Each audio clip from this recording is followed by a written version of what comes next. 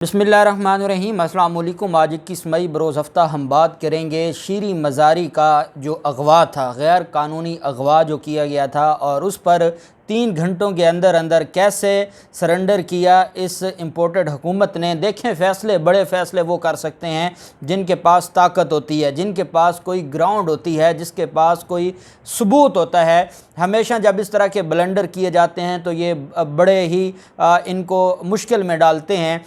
एक गैर कानूनी तरीके से अगवा किया जाता है, उस अगवा के बाद जो मुकदमा है वो एक मज़हका ख़ेज़ मुकदमा है, वो भी मैं आपके साथ शेयर करूँगा। महकमा एंटी करप्शन ने गिरफ़्तार किया है और गिरफ़्तारी के चंद घंटों बाद जब अवाम का प्रेशर सामने आ गया, इस्लामाबाद हाई कोर्ट में दरख्वास्त दायर कर दी। इस्लामाबाद हाई कोर्ट ने दरख्वास्त फ़िक्स कर दी। अतर मिनल्ला साहब घर से अदालत तशरीफ़ ले आ रहे थे कि फिर हमज़ा शहबाज की तरफ से ये पैगाम आया कि मैंने एंटी करप्शन को कह दिया है कि वो इनको रिहा करें। मैं पूछता हूँ कि ये हमज़ा शहबाज के पास, ये मेरे सामने CRPC पड़ी है, पाकिस्तान पिनल कोड पड़ा है, ज़ाब्ता फ़ौजदारी, आईन पाकिस्तान, वज़ीर आला का कहाँ से इख्तियार आ गया कि वो इस तरह ऑर्डर करे। जब एक गिरफ़्तारी शामिल हो गई है तो फिर उसके बाद वो कैसे रिहाई का ऑर्डर कर सकता है। बहरहाल एंटी करप्शन ने रिहा करने का हुक्म भी दिया है और इतने में अतर मिनल्ला साहब ने तगड़ा फैसला सुना दिया है और रात 11:30 बजे सेक्रेटरी दाखिला को कहा है कि हर हाल में आज की जो रात है 11:30 बजे हर हाल में शीरी मज़ारी को पेश किया जाए। मामला बड़ा दिलचस्प हो गया है।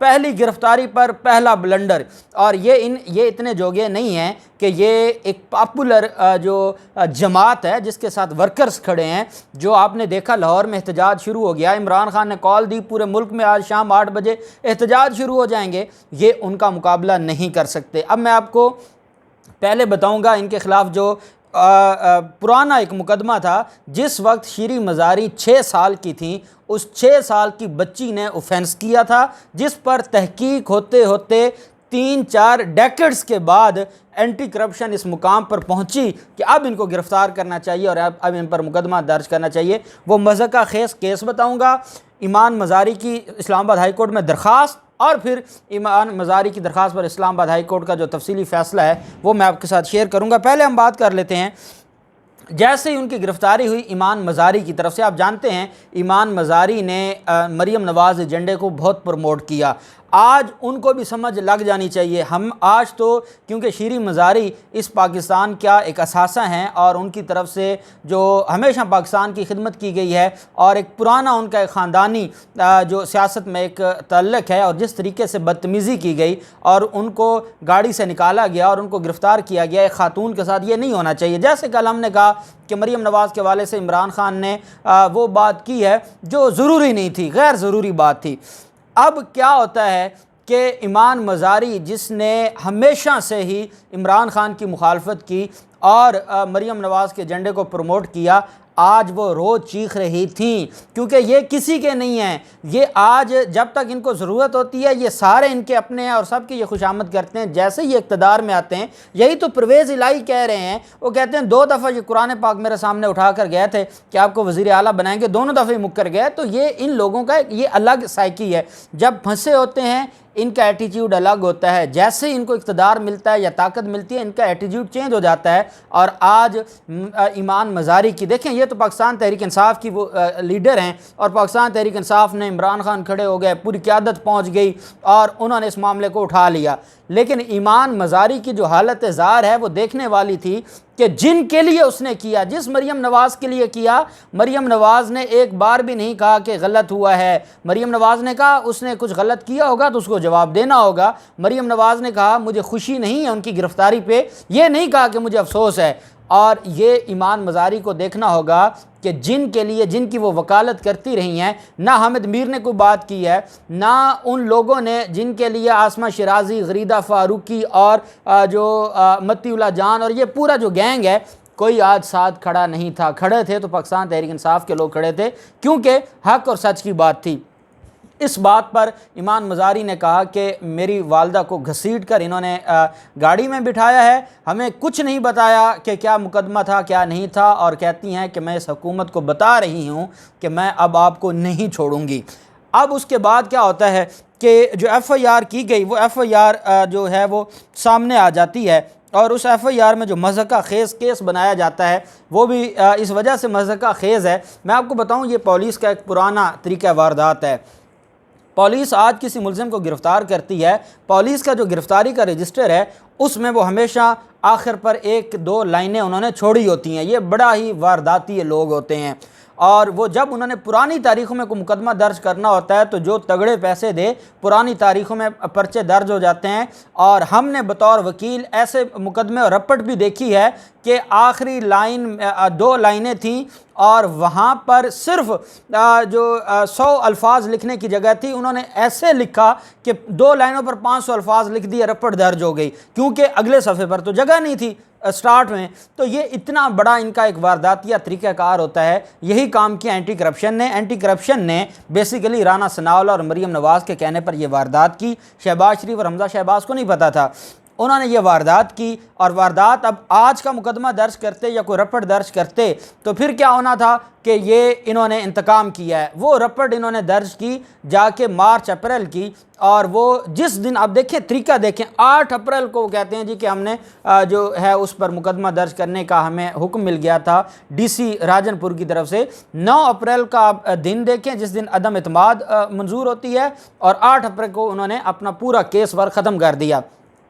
फिर अभी थोड़ी देर पहले महकमा एंटी करप्शन के लोग ये कहते हैं ये वो एंटी करप्शन है जिसका जो DG था उसको इन्होंने ओहदे से हटाया, और उसका नाम अभी जो हमारी इन्होंने नो कॉन्फिडेंस मोशन थी, अभी वोटिंग हो रही थी, और उस DG का भी इन्होंने नाम, नफीस गौहर का जो पंजाब के DG थे उनका नाम इन्होंने ब्लैक लिस्ट में डाल दिया था। अपना ये सारा अमला ले आए और जिसके ज़रिए इन्होंने ये वारदात की है।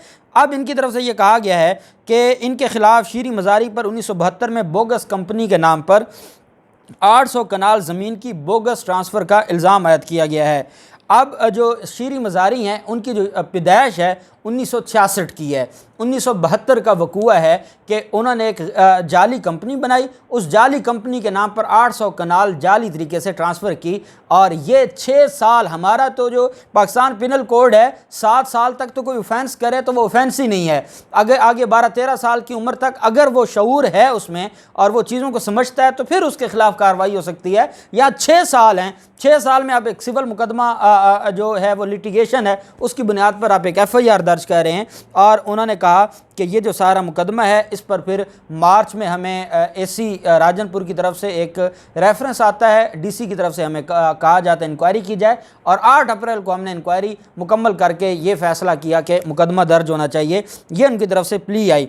जबकि जो दरख्वास्त दायर की गई वो दरख्वास्त ईमान मज़ारी की तरफ से दायर की गई, और ईमान मज़ारी ने उस दरख्वास्त में यह मौक़िफ़ अपनाया, सेक्रेटरी दाखिला IG और कोसार थाने के SHO को फ़रीक बनाया, और उन्होंने उस दरख्वास्त में यह मौक़िफ़ अपनाया कि शीरी मज़ारी के ख़िलाफ़ झूठा मुकदमा दर्ज किया गया, उन्हें ज़बरदस्ती घसीट कर गिरफ़्तार किया गया, वो माजी में वज़ीर इंसानी हकूक़ रह चुकी हैं, इस किस्म के इल्ज़ामात और हब्स बेजा में रखना गैर कानूनी है। और साथ उन्होंने ये भी कहा कि उनको ये हब्स बेजा की रिट थी, हैबियस कार्पस की रिट थी कि फ़िलफ़ौर अदालत के सामने पेश किया जाए क्योंकि उनकी जान को ख़तरा है। ये दरख्वास्त दायर की गई।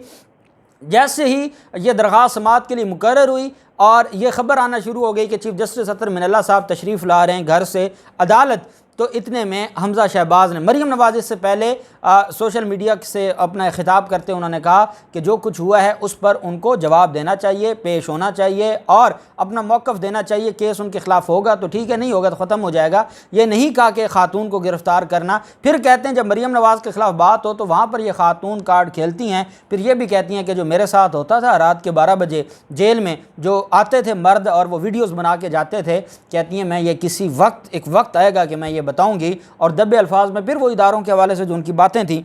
बहरहाल हमजा शहबाज ने कहा कि ये हम पाकिस्तान मुस्लिम लीग नून का मौक़िफ़ बड़ा वाज़ेह है, हम ख़वातीन के हवाले से बड़े काशियस हैं और ख़ातून को गिरफ़्तार किया गया है, मैं फ़िलफ़ौर रिहाई का हुक्म देता हूँ। ये बादशाह है ना, चीफ़ जस्टिस भी यही हैं, सारा कुछ यही हैं। कहते हैं कि मैं उनको जो है वो फ़िलफ़ौर, अब अगर एक FIR हो गई है तो जो SHO है ना थाने का, वो शख्सी ज़मानत पर रिहा कर सकता है या मजिस्ट्रेट रिहा कर सकता है और कोई नहीं रिहा कर सकता। कहते हैं कि मैंने फिलफौर कह दिया कि रिहा कर दिया जाए, और साथ उन्होंने कहा कि उनके खिलाफ जो कोई केस होगा तो वो बाद में उसको देखते रहिएगा, और साथ ये भी कहा कि जिन्होंने गिरफ़्तार किया है उन गिरफ़्तार करने वाले लोगों के ख़िलाफ़ भी तहकीकात होंगी कि उन्होंने किसके हुक्म पर गिरफ़्तार किया है। ये कहना है जो हमज़ा शहबाज का। अब हमज़ा शहबाज ने जो ये सारी बात की है, इस बात में कोई कानून के तहत तो कोई चीज़ थी नहीं। अब हमज़ा शहबाज के इस दरख्वास्त के बाद जब चीफ़ जस्टिस अतर मिनल्ला साहब ने समाअत की, तो चीफ़ जस्टिस अतर मिनल्ला साहब ने उस दरख्वास्त पर हुक्म जारी किया सेक्रेटरी दाखिला को कि वो यकीनी बनाएं कि जो शीरी मज़ारी है उसको आज रात 11:30 बजे इस्लामाबाद हाई कोर्ट में पेश किया जाए। हमज़ा शहबाज की इस बात के बाद ये बात भी सामने आ गई थी कि उनको जो महकमा एंटी करप्शन के लोग लेके जा रहे थे डेरा गाजी खान, उन्होंने वापस उनको ला रहे हैं और थोड़ी देर बाद वो रिहा कर देंगे। उनको पता था ये बात हमज़ा शहबाज को।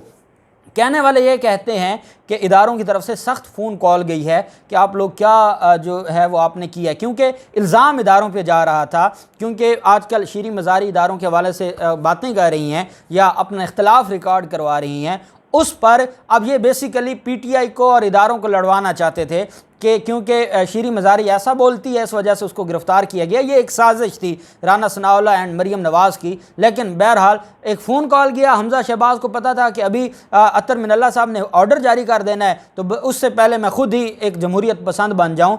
और अब उनकी तरफ से जो जारी किया गया है, उन्होंने ये कहा है कि आज 11:30 बजे रात को उसको पेश किया जाए अदालत में, और 11:30 बजे रात की अदालत लगेगी शीरी मज़ारी के लिए। मामला बड़ा दिलचस्प हो गया और मैं उम्मीद करता हूँ कि अतर मिनल्ला साहब को सख्त फ़ैसला जारी करेंगे। अल्लाह पाक पाकिस्तान का हामी नासिर हो।